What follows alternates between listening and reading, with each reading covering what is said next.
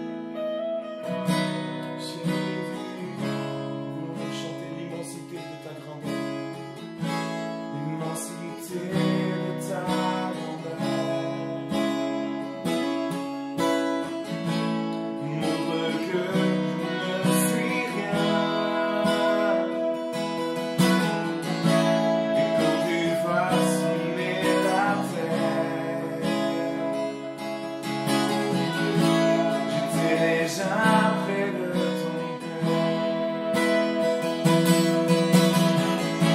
Tu m'aimais avant que je sois,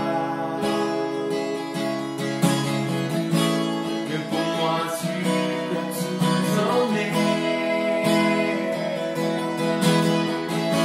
Toi seul pouvais me libérer. C'est pourquoi je veux.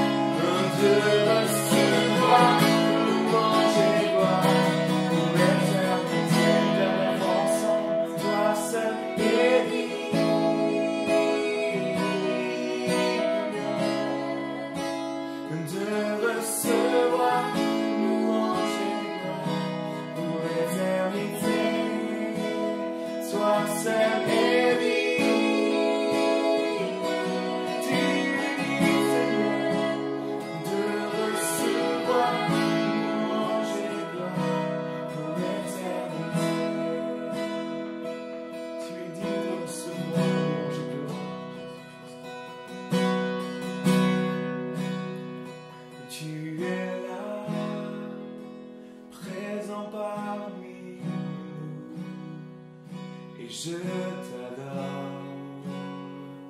Oui, je t'adore. Chantons-le ensemble. Tu es là, agissant parmi nous. Et je t'adore. Oui, je t'adore. Oui, tu es là. Tu es là, présent parmi nous. Et je t'adore. Oui, je t'adore. Tu es là, agissant parmi nous. Et je t'adore. Oui, je t'adore. Déclarons-le, tu traces un chemin au Père des miracles. Tu tiens tes promesses, lumière dans les ténèbres. Mon Dieu, voilà qui tu es. Oui, tu traces un chemin. Tu traces un chemin au Père des miracles. Tu tiens tes promesses, lumière dans les ténèbres. Mon Dieu, voilà qui tu es. Tu es là, transformant nos vies. Et je t'adore. Oui, je t'adore. Tu es la guérison de nos cœurs. Tu es là, guérissant nos cœurs. Et je t'adore, oui Seigneur. Oui, je t'adore. Tu es la guérison de nos vies. Tu es là, guérissant nos vies, Seigneur. Et je t'adore. Je t'adore. Oui, tu es là, tu restaures. Tu es là, tu restaures les cœurs brisés. Et je t'adore. Et je t'adore. Tu passes un chemin au Père des miracles. Tu tiens tes promesses, lumière dans les ténèbres. Mon Dieu, voilà qui tu es. Tu passes un chemin au Père des miracles. Tu tiens tes promesses, lumière dans les ténèbres. Mon Dieu, voilà qui tu es. Libère, tu passes un chemin. Tu passes un chemin au Père des miracles. Tu tiens tes promesses, lumière dans les ténèbres. Mon Dieu, voilà qui tu es. Dernière fois ensemble. Tu passes un chemin au Père des miracles. Tu tiens tes promesses, lumière dans les ténèbres. Mon Dieu, voilà qui tu es. Alors déclare, voilà qui tu es. Voilà qui tu es. Voilà qui tu es. Voilà qui tu es. Voilà qui tu es. Voilà qui tu es. Voilà qui tu es. Voilà qui tu es. Et quand je ne le vois pas, tu es là. Et quand je ne le sens pas, tu es là. Tu agiras, tu agiras encore. Tu agiras, tu agiras encore. Et quand je ne le vois pas, tu es là. Et quand je ne le sens pas, tu es là. Tu agiras, tu agiras encore. Tu agiras, déclare une dernière fois. Et quand je ne le vois pas, tu es là. Et quand je ne le sens pas, tu es là. Tu agiras encore. Tu agiras. Et quand je ne le vois pas, et quand je ne le vois pas, tu es là. Et quand je ne le sens pas, tu es là. Tu agiras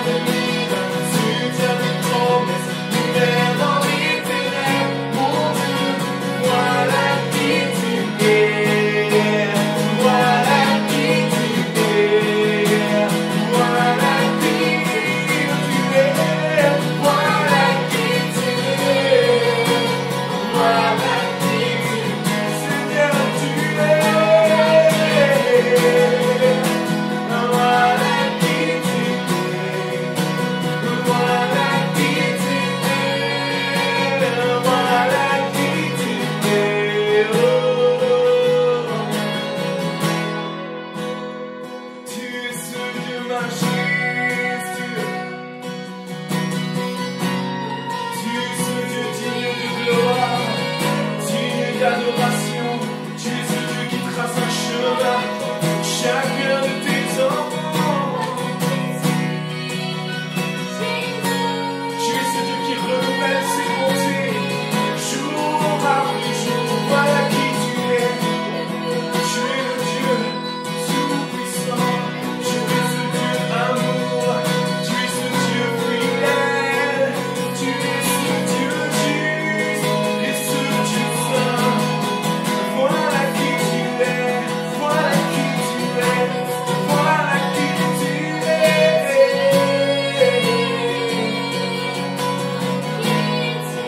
Alors élevons nos voix vers le roi. Faisons monter nos louanges et notre adoration. Seigneur, merci pour ta vie. Merci pour ton amour. Merci pour ta main posée sur nous. Nous voulons être reconnaissants ce matin. Simplement te remercier.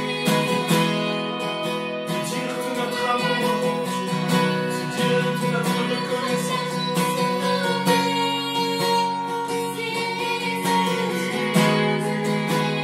Nous t'adorons. Nous célébrons.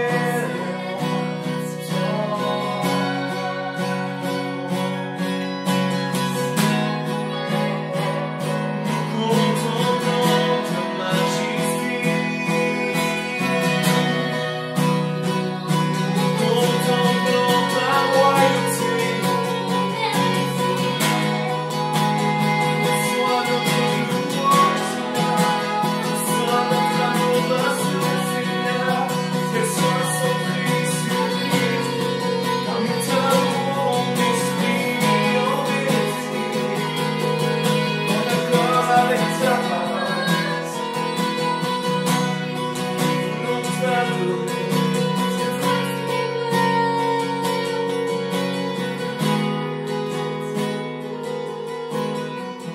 Trace un chemin, repère les miracles, tu tiens tes promesses, lumière dans les ténèbres, mon Dieu, voilà qui tu es.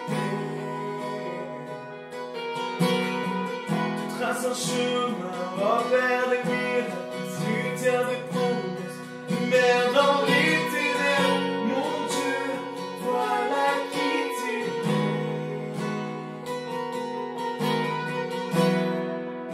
Merci Seigneur pour qui tu es. C'est toi que nous voulons bénir, Seigneur Jésus, ce matin. C'est toi que nous voulons glorifier, Seigneur. C'est toi que nous voulons chanter, Seigneur Jésus. Seigneur, et même si on ne le voit pas, même si on ne le sent pas toujours, Seigneur, nous voulons croire que tu es là. Nous voulons croire que ta main est posée sur nous. Nous voulons croire que tu as des projets de paix pour chacun de tes enfants. Nous voulons croire, Seigneur, que tu as des projets d'avenir pour chacun d'entre nous. Seigneur, parce que tu es ce Dieu tout-puissant. Tu es ce Dieu amour qui aime ses enfants d'un amour infini. Merci, Seigneur Jésus. Merci pour qui tu es, Seigneur Jésus.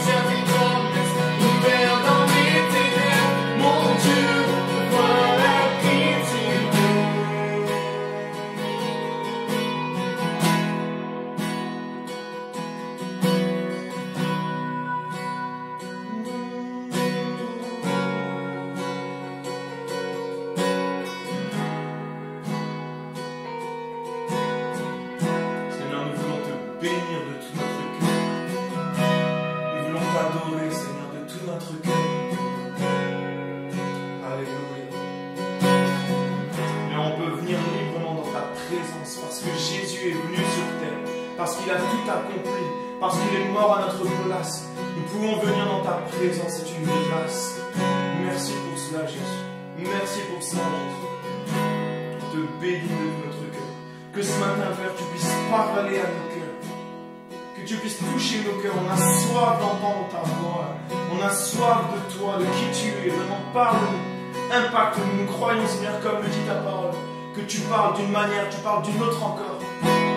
Mais tu parles encore aujourd'hui. Et on veut te bénir pour ça, Jésus. À toi la gloire, Seigneur Jésus. Amen.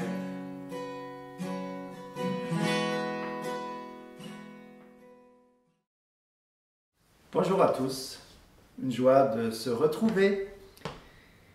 Dimanche dernier, au travers de la diffusion, c'est un message que j'avais déjà enregistré auparavant, je parlais un peu plus profondément de la biographie de John Newton, cet esclavagiste qui s'est converti et qui nous a laissé ce beau chant que beaucoup connaissent, Amazing Grace.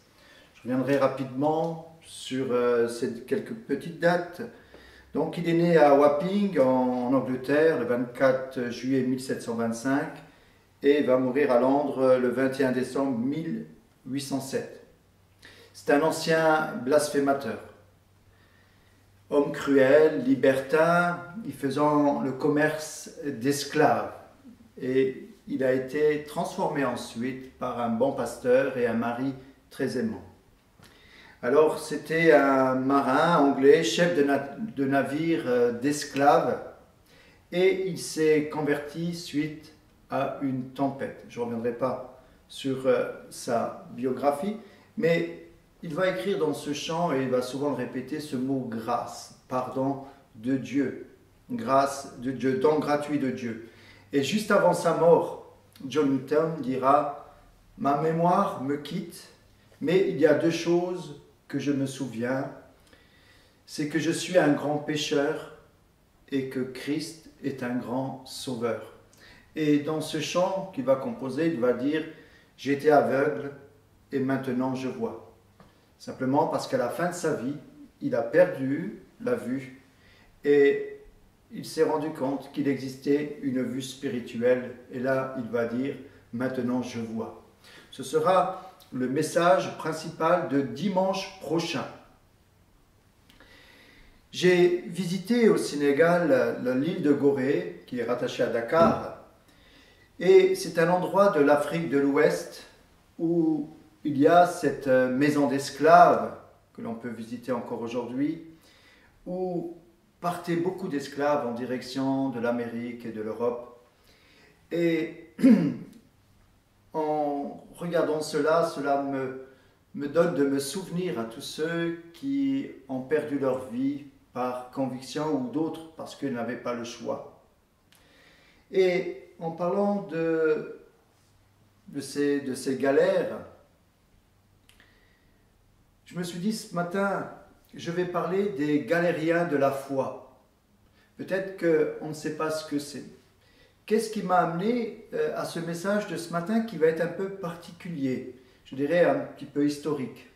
Tout simplement, hier nous étions à Strasbourg avec mon fils Timothée et nous étions avec une amie, Sarah, qui, tout en parlant à Strasbourg, je lui disais un petit peu l'histoire de Strasbourg, du moins quelques lignes, en parlant de ce réformateur Martin Bucer qui était le patron de l'église protestante à Strasbourg, et je disais que dans le Rhin, il y a eu beaucoup de sang, de cadavres qui ont été jetés, parce que l'histoire était forte également à Strasbourg. Et tout en parlant, j'ai commencé à lui parler un petit peu de la réforme, justement de cette date du 24 août, parce que voilà, c'est quelques jours que c'est passé, et je lui expliquais, et elle me dit une chose qui va m'interpeller. Une jeune, elle me dit, nous les jeunes, on ne connaît pas cette histoire, on n'entend pas parler de cela dans les églises. Et je me suis dit, bon, je ne suis pas du tout un spécialiste, mais il serait quand même intéressant de donner quelques dates, je suis très attaché à cette histoire, de donner quelques dates pour resituer un petit peu l'histoire protestante. Alors, très modestement ce matin quelques petites informations. J'ai préparé mon message hier soir et ce matin, donc je m'excuse pour le manque de préparation. Et si j'ai mon nez sur les notes, ce sera un petit peu normal. Voilà, que Dieu vous bénisse. Alors, avant de faire ce message, je voudrais avoir une pensée pour tous ceux qui ont donné leur vie pour la cause de l'Évangile, pour la Bible, pour Jésus-Christ, pour tous les martyrs. Encore aujourd'hui, il y a des martyrs pour le nom de Jésus-Christ. Ceux qui ont réellement vécu une expérience de foi et qui ne veulent pas la renier, et surtout pas par force. Et il m'a paru intéressant ce matin de parler un petit peu de cela. Alors, notre histoire protestante est déjà marquée par les pré-réformateurs. On ne parle pas souvent des pré-réformateurs qui ont préparé la route à Martin Luther et à Jean Calvin. Et c'est des hommes qui ont œuvré pour une réforme de l'Église. Alors, leur message est simple. Un retour à la simplicité de l'Évangile, de la Bible.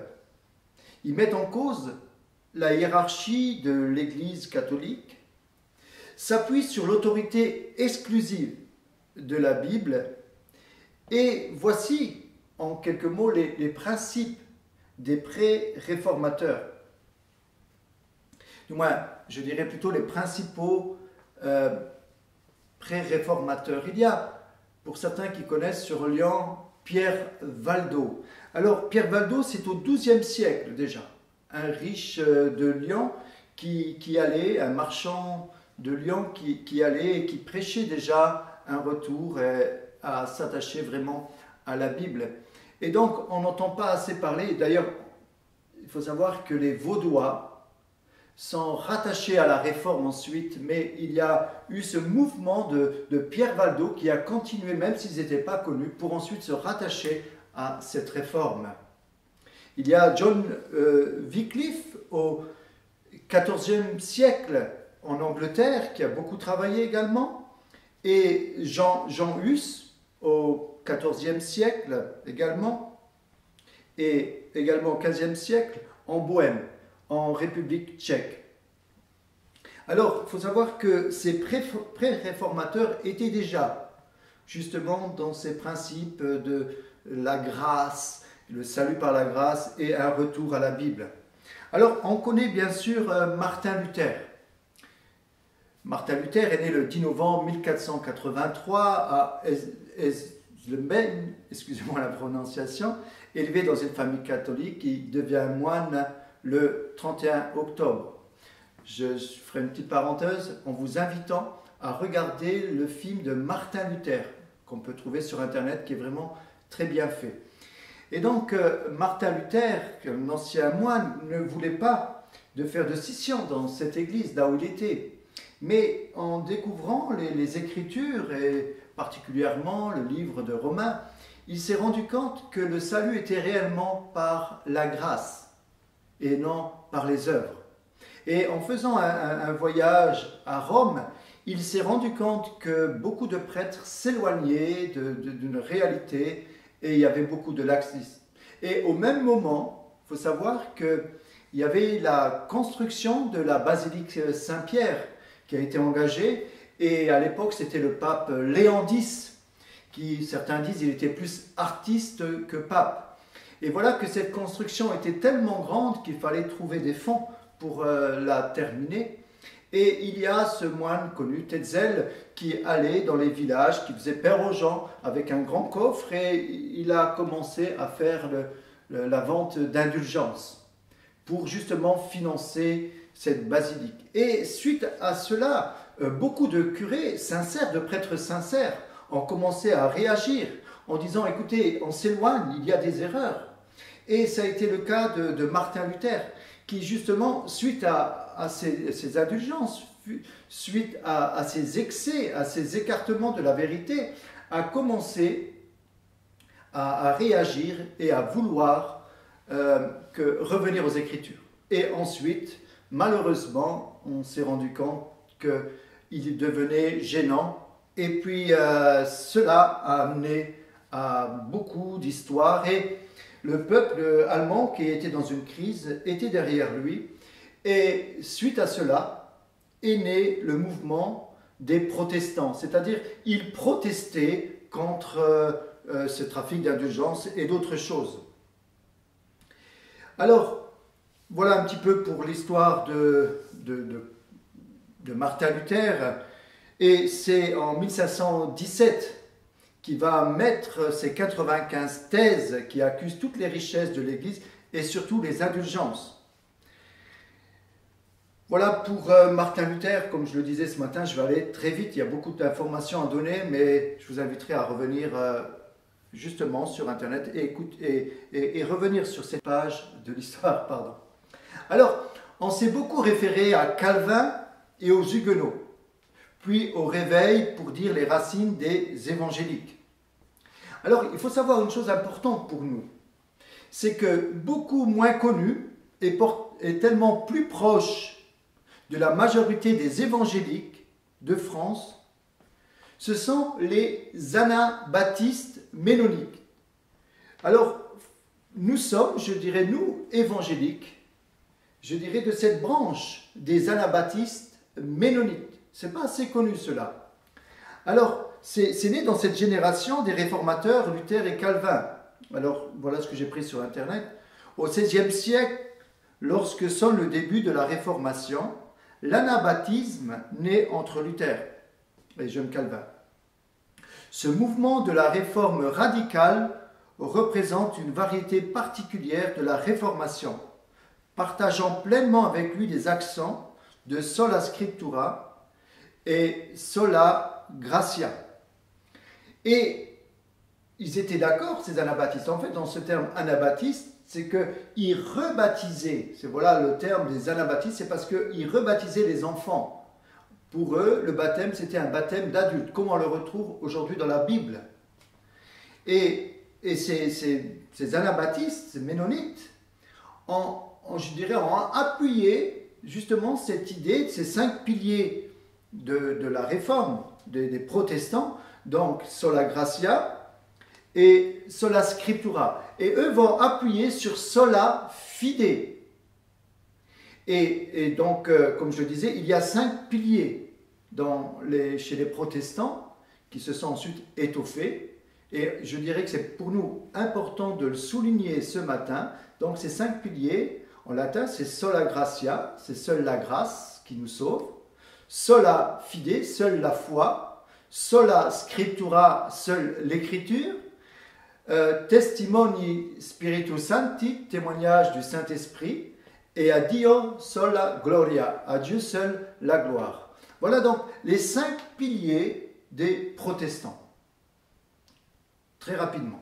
Alors, ce matin, je reviendrai sur cette date du 24 août 1572. Donc, nous venons de passer cet anniversaire très triste et je ne peux m'empêcher à cette date de me recueillir et justement d'avoir une pensée pour tous ceux qui ont été d'une façon très cruelle mis à mort à cause de leurs convictions.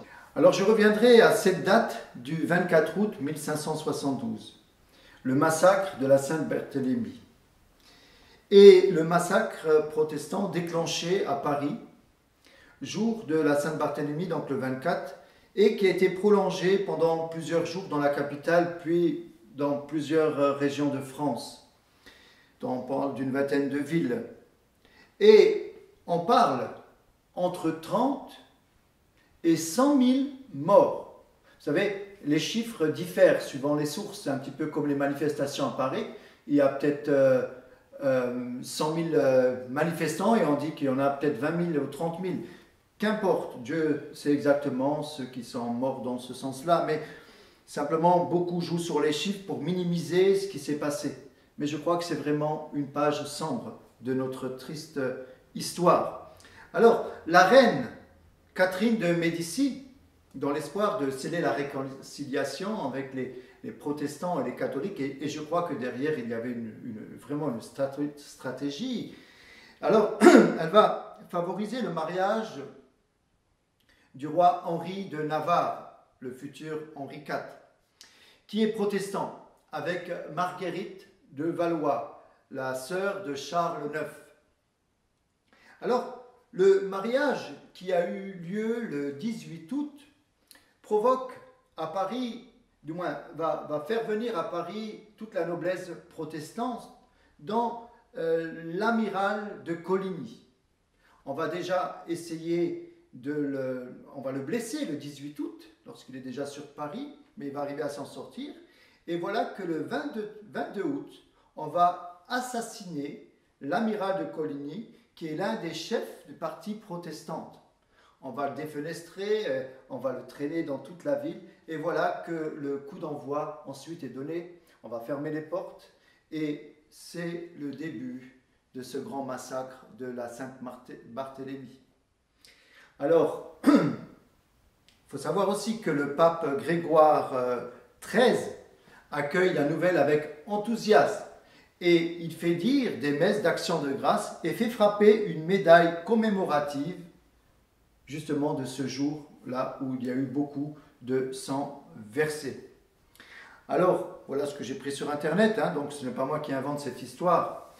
Et je ne veux attaquer personne, ni l'Église catholique, mais je crois qu'aujourd'hui beaucoup de choses ont changé. Mais je veux revenir sur cette page d'histoire. En parlant du roi Henri IV, déjà en 1572, il va abjurer simplement pour échapper à ce massacre de la Sainte-Barthélemy. Il se refait catholique.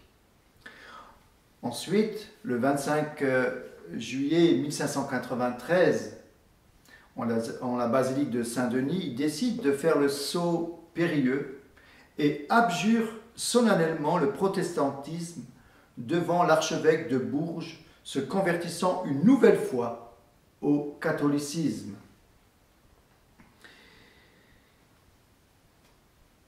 C'est à propos de cette cérémonie, lorsqu'il va abjurer, il va prononcer cette phrase célèbre « Paris vaut bien une messe ». Cela sous-entend qu'il y a des compromis à faire. Alors, Henri IV veut arrêter tout ce massacre, veut ramener la paix. Et je pense qu'au travers de ce qu'il a fait, c'était vraiment dans un désir, et je crois que c'est une bonne chose de vouloir ramener la paix dans notre pays de France. Et le 13 avril 1598, Henri IV va signer l'édit de Nantes, qui pacifie la France. Il va mettre un terme à plusieurs décennies de guerre civile opposant catholiques et protestants. Et il me semble que ça doit être l'acte le plus important de son règne. Le 18 octobre 1685, dans son château de Fontainebleau, le roi Louis XIV révoque totalement l'édit de tolérance signé à Nantes par son grand-père Henri IV en 1598. Par ce nouvel édit, le roi Soleil signifie qu'il n'y a plus de religion autorisée en France en dehors de la religion catholique. Vous voyez l'évolution des choses. Henri IV qui va signer l'édit de Nantes, qui va pacifier, qui va laisser la liberté du culte protestant. Et nous voyons après son grand-père Louis XIV, sans doute manipulé, je ne sais que dire, va justement durcir les choses. Et ensuite, Louis XIV va vraiment durcir les choses pour faire revenir les protestants au catholicisme. Certains connaissent les dragonnades. Alors, les dragonnades terrorisent la population. Les soldats du roi se rendent de village en village, logeant chez les habitants protestants pour les intimider. Il y a du pillage, du viol, des meurtres, afin d'obtenir leur conversion forcée. On parle de 400 000 protestants qui se résignent ainsi à abjurer leur foi par la force. Et je crois qu'on n'obtient jamais rien par la force. Alors, Je reviens à cette histoire de John Newton, Amazing Grace. Si John Newton s'est repenti, ça n'a pas été le cas de beaucoup. Et du roi Louis XIV, alors je regardais encore ce matin très rapidement le roi Louis XIV, le roi Louis XV un petit peu, et voir leur mort, comment elle s'est déroulée. Alors, je ne sais pas s'il y a un petit repenti de la part du roi Louis XIV avant sa mort, qui, je pense, c'était sans doute, on lui a fait répéter ses prières avant de mourir, tellement ses souffrances étaient grandes. Alors, le roi Louis XIV va recevoir son petit-fils, âgé de 5 ans, le futur Louis XV, pour lui prodiguer ses conseils. Et voilà ce qu'il va dire. Il lui recommanda de soulager son peuple et d'éviter, afin que possible, de faire la guerre. Il va dire, c'est la ruine des peuples. Faire la guerre, c'est la ruine des peuples. Un petit repenti. Conscient de ne pas l'avoir fait lui-même, il lui demande de rester un prince pacifique. Mais voilà que la gangrène avait gagné le genou de toute la cuisse. Vers 11 heures du soir, on le trouva si mal qu'on lui dit des prières. Agonisa, il répéta plusieurs fois. Puis, ô mon Dieu, venez à mon aide, hâtez-vous de me secourir. Ce fut ses dernières paroles. Il était dans une grande agonie, une grande souffrance. Il avait déjà perdu son doigt de pied. La gangrène avait déjà commencé à faire son œuvre. Donc, il va mourir vraiment dans de grandes souffrances. Ensuite, très rapidement, Louis XV, il meurt aussi d'atroces souffrances. Et il va mourir étouffé, manqué d'air à cause de la vérole. Cette maladie qu'il va attraper, bon, on parle aussi qu'il avait une vie un petit peu libertine. Et il va également avoir de grandes souffrances. Et en mourant, il va dire mon Dieu, protégez-nous, nous régnons trop jeunes. Voilà, je ne veux pas trop m'arrêter sur l'histoire. Je dirais que ce n'est pas trop ma tasse de thé, mais j'ai voulu simplement revenir là-dessus. Mais pour revenir aux galères en parlant de John Newton, il faut savoir qu'à l'époque de Louis XIV, il y avait près de 1550 galériens pour la foi. Donc des huguenots, des chrétiens, des huguenots, qui justement, parce qu'ils ne voulaient pas abdiquer, étaient envoyés en galère. En fait, les galères, c'était un peu les bagnes, c'était les prisons de l'époque aussi.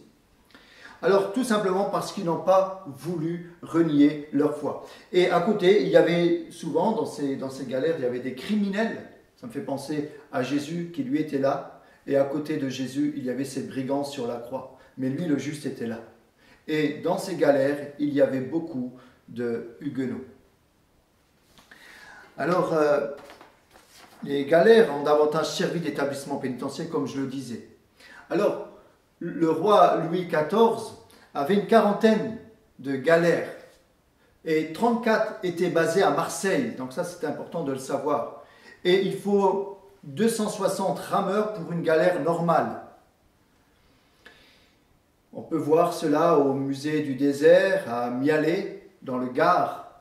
On voit encore des rames, on voit un petit peu l'histoire que je vous invite vraiment à visiter pour ceux qui font ce voyage dans le sud de la France. C'est vraiment intéressant. Et le roi Louis XIV avait une très belle galère à lui, et du moins un grand bateau qui servait également de galère, et qui avait de belles voiles en pourpre, qui avait du plan devant. On peut voir des esquisses de ce beau bateau qu'il possédait. Mais bien sûr, derrière cette belle apparence, en dessous, il y avait ces galériens de la foi. Alors, pourquoi les protestants étaient condamnés aux galères? Alors, la condamnation pour leur foi, c'était la suivante. C'était l'édit de Fontainebleau, c'est-à-dire la révocation de l'édit de Nantes, qui prévoit une peine de galère pour les protestants qui tentent de sortir du royaume et pour toute expression publique de culte réformé, désormais interdit parmi les condamnés. Donc cette révocation par Louis XIV va durcir justement cette persécution pour reprendre les protestants à un catholicisme. Et là, nous voyons que certains vont partir à l'étranger, vont être accueillis, mais ceux qui protégeaient les protestants étaient envoyés aux galères, et surtout ceux qui protégeaient les pasteurs. Mais voilà, je m'éloigne un petit peu, mais ça me fait penser à cette citation des Huguenots que l'on peut retrouver à Aigues-Mortes, à la tour de Constance, sur une grande pierre. Il est dit « Plus à me frapper on s'amuse, tant de marteau on y use. Plus on me frappe, ça les amuse, et plus on va user de marteau. » En fait, ça, c'était un petit peu ce que disaient les protestants. On a essayé d'éteindre, on a essayé de tuer, et croyez-moi, il y a eu différentes tortures pour les protestants, la roue, la pendaison, la crucifixion, c'était horrible, surtout sur les bûchers pour éteindre. Mais en fait, au lieu d'éteindre, c'est devenu une lumière. Il faut savoir qu'à la Saint-Barthélemy, ce massacre-là a fait également se lever beaucoup de protestants, parce qu'ils protestaient dans ce qui se passait, et on voyait bien qu'il y avait de l'abus au niveau de la monarchie de l'époque. Alors, je parlais de la tour de Constance, à Aigues-Mortes, il y a cette tour que l'on peut visiter aujourd'hui avec ses remparts, et il y avait Marie Durand, la sœur du pasteur Durand, justement, qui a été enfermée pendant 38 ans. J'ai visité cette tour et on peut voir encore une margelle dans cette tour, et elle a gravé sur cette margelle « résister » en provençal. Justement, elle a été ce symbole du protestantisme qu'il fallait tenir face à la persécution. Et elle va être libérée 38 ans après, en 1768. Ça, c'est une histoire que l'on peut encore aujourd'hui voir. Alors, ce message, pour moi, aujourd'hui, est important parce que, je vous dis, lorsque nous nous approchons du 24 août, pour moi, je ne peux m'empêcher de penser à tout ce qui s'est passé.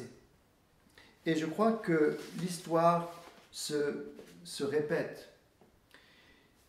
Alors, c'est important de se souvenir de ce qui s'est passé dans notre terre de France, un peu partout. Aujourd'hui, je suis quelque part un peu triste de voir les compromis face à la parole de Dieu, ou pour essayer d'avoir du monde dans les églises, essayer un petit peu de diluer l'évangile, ou ne plus trop aborder certains sujets qui pourtant sont vraiment la base de la Bible, la sanctification et autres. C'est important de se souvenir que beaucoup de sang a été versé parce qu'on ne voulait pas faire de compromis sur la parole de Dieu. Aujourd'hui, nous possédons la Bible. C'était vraiment une grande richesse. Beaucoup ont été même envoyés aux galères parce qu'ils possédaient la Bible. Et aujourd'hui, nous avons la Bible. Qu'en faisons-nous? Que faisons-nous de la Bible aujourd'hui? On va la prendre pour certains comme un médicament. On passe par une épreuve, on va ouvrir la Bible au hasard, on dit « Dieu, parle-moi ». Ce n'est pas ça le sens de la Bible. Ce n'est pas des Doliprane, la Bible. Comme si on prenait un Doliprane. La Bible, c'est ouvrir le cœur. On ouvre la Bible, on ouvre le cœur de Dieu. Et on essaie à sonder. Et Dieu nous parle au travers de la parole de Dieu. Et le but de la parole de Dieu, c'est que nos yeux s'ouvrent sur les réalités spirituelles. La Bible est un trésor à notre portée. Mais aujourd'hui, nous l'avons tellement facilement, nous pouvons l'avoir même sur des applications que je vous invite même à prendre sur la Bible. Mais on a tellement de possibilités d'avoir la Bible qu'on ne la lit même plus. Ou ça devient secondaire. Alors ensuite, on a une vie très médiocre, très pauvre. Et je comprends que le témoignage ne donne plus envie à nos contemporains. Pourquoi? Parce qu'il n'est plus empreint de la parole de Dieu. quand on amenait les galériens de la foi, vous savez, à Marseille, de Paris, on les ramenait à Marseille enchaînés, ces galériens pour la foi. Les gens s'inclinaient devant eux, en disant, vous êtes des exemples pour nous. Et ils allaient en galère, et ils avaient toujours ces chants protestants, ces psautiers, où ils pouvaient avoir des petits fragments de la Bible pour s'encourager.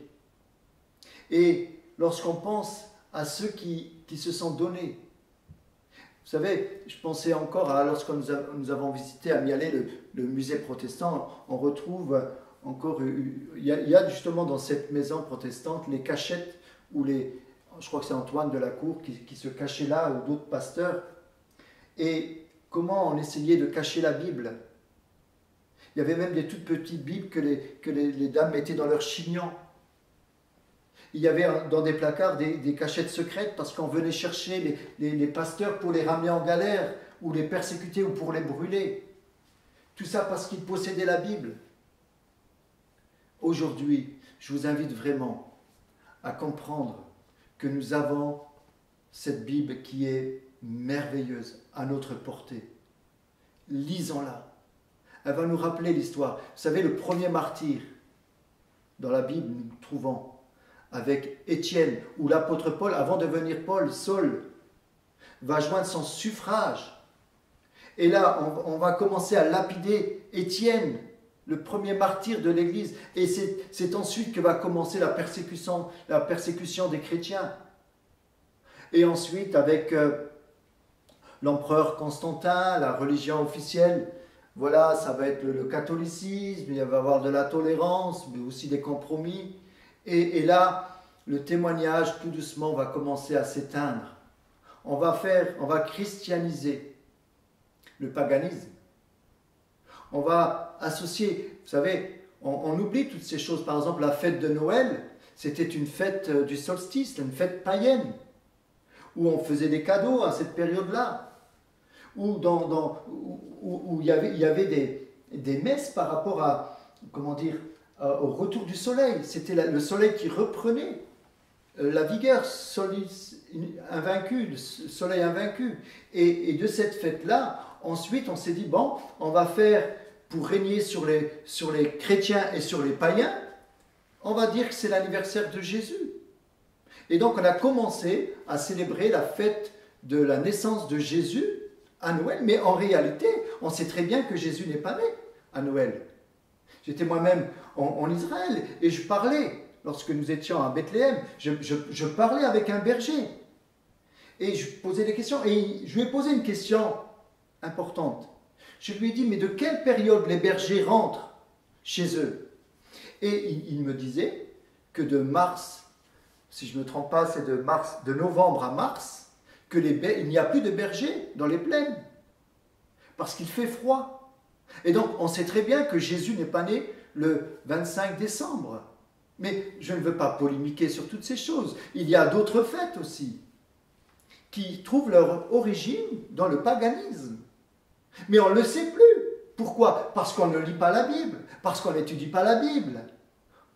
C'est important de comprendre que le zèle a dû s'éteindre tout doucement parce qu'il y a eu un certain confort. Et aujourd'hui, on arrive dans un certain confort religieux où on s'éloigne des Écritures. Et je voudrais tirer la sonnette d'alarme pour dire que notre foi est basée sur quoi? Sola Scriptura? Seulement sur les Écritures? Sur quoi est basée? Ou sola bénédiction? Important de revenir à cette histoire sombre. Oh, je ne veux pas... Je vous dis, ce message de ce matin est simplement né avec cette jeune qui m'a dit hier, mais on connaît pas ces choses, on ne nous enseigne pas ces choses sur l'histoire protestante. Alors je me suis dit, bon, je vais vite fait prendre quelques notes et essayer de sensibiliser ceux qui nous écoutent à un retour aux sources. Que Dieu vous bénisse ce matin.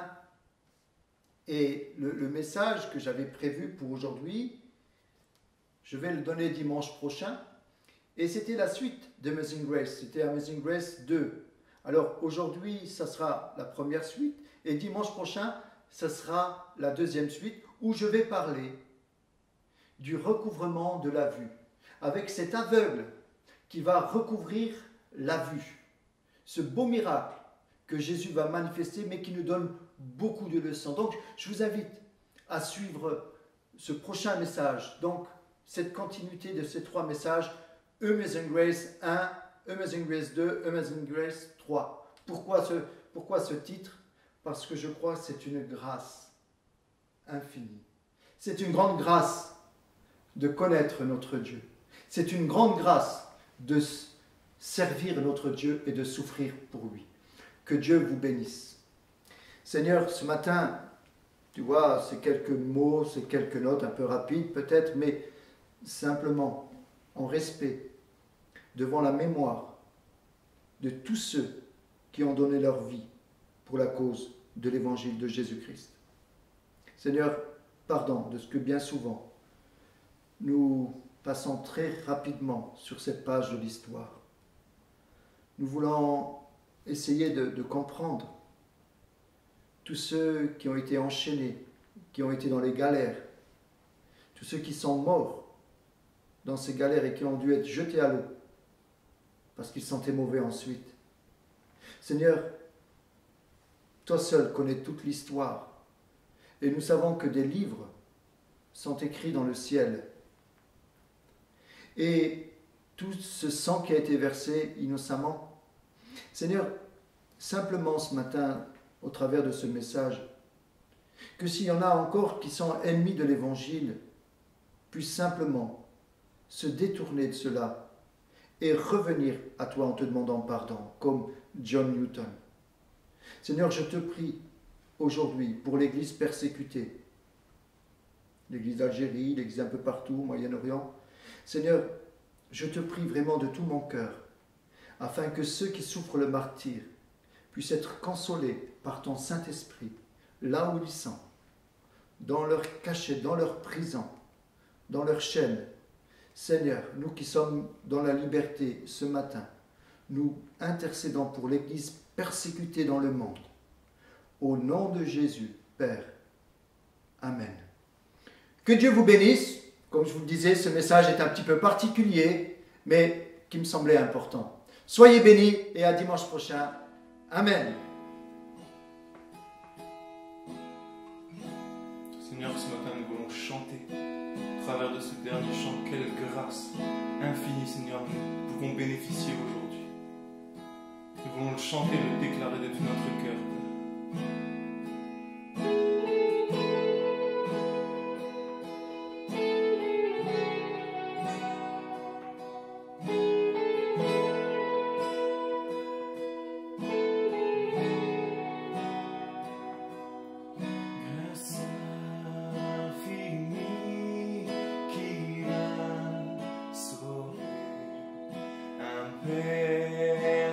Tel que moi, j'étais perdu, il m'a sauvé. J'étais aveugle, je vois.